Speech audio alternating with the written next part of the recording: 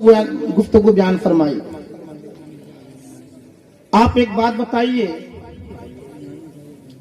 इन बच्चों की उम्र क्या होगी? मैं आप लोगों से गुजारिश करूंगा 20 मिनट इसी अंदाज में मेरी बात सुन लीजिएगा। अंदाज मेरा यही होगा और उम्मीद करता हूं कि आप मेरी बात दिल से सुनेंगे और मेरी तकरीर से किसी को हिदायत नहीं मिलेगी।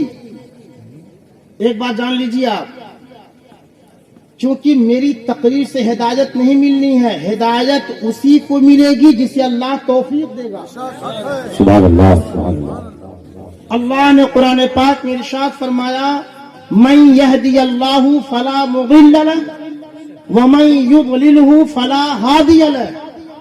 अल्लाह जिसे हिदायत दे दे उसे कोई गुमराह नहीं कर सकता और जिसे वही गुमराह कर दे उसे कोई हिदायत नहीं दे सकता। तो हिदायत देने वाली जात रब की है। अगर तकरीर से हिदायत मिल जाती तो मैं आप लोगों से पूछना चाहता हूं, रूए जमीन पर नबी आखिरुज़्ज़मां से बेहतर तकरीर किसकी हो सकती है? अल्लाह के प्यारे हबीब नबी रहमत पैगंबर इस्लाम सल्लल्लाहु अलैहि वसल्लम जब फारान की चोटी पर खड़े होकर के मेरे आका ने फरमाया, या अय्युहन नासु क़ूलू ला इलाहा इल्लल्लाह तुफ्लिहू, ए लोगों तुम सब के सब कलमा पढ़ लो कामयाब हो जाओगे।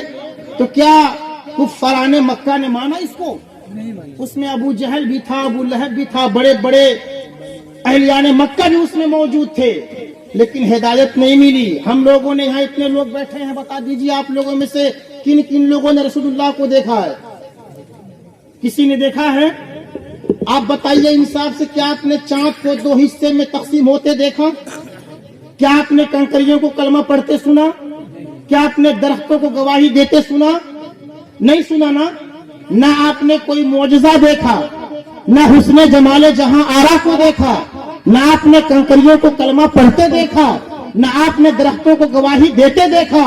लेकिन अल्लाह का शुक्र है हमने कोई मौजज़ा नहीं देखा, बगैर देखे मुस्तफा को मान लिया। सुभान अल्लाह, सुभान अल्लाह। और अबू जहल, इसने दरख्तों को गवाही देते भी सुना था, कंकरियों को कलमा पढ़ते भी सुना। जबले अबू कुबैस पर चढ़ करके जब मेरे आका ने चांद को दो हिस्से में तकसीम किया तो अबू जहल वहां मौजूद था। उलमा मौजूद है यहाँ पर, लेकिन मैं पूछना चाहता हूं क्या अबू जहल ने माना? इसका मतलब ये मेरे भाइयों कि हिदायत सिर्फ उसी को मिलती है जिसे अल्लाह तौफीक देता है। बेशक, सुभान अल्लाह, सुभान और अल्लाह। हिदायत ऐसी कीमती दौलत है कि ये बगैर मांगे नहीं मिलेगी। रब की दहलीज पर आकर के अल्लाह के हुजूर सर झुका करके हिदायत तलब करनी पड़ती है। बेशक। आप नमाज पढ़ते हैं, 4 रकात की नमाज है, तो आपको इख्तियार है जो चाहे सूरह पढ़ लें आप, लेकिन सूरह फातिहा पढ़ना है। सूरह फातिहा पढ़ना है हर रकात में। अगर आप सुन्नत पढ़ रहे हैं तो चारों रकात में सूरह फातिहा पढ़ना है, चाहे फर्ज भी पढ़ते हो तब भी पढ़ना है।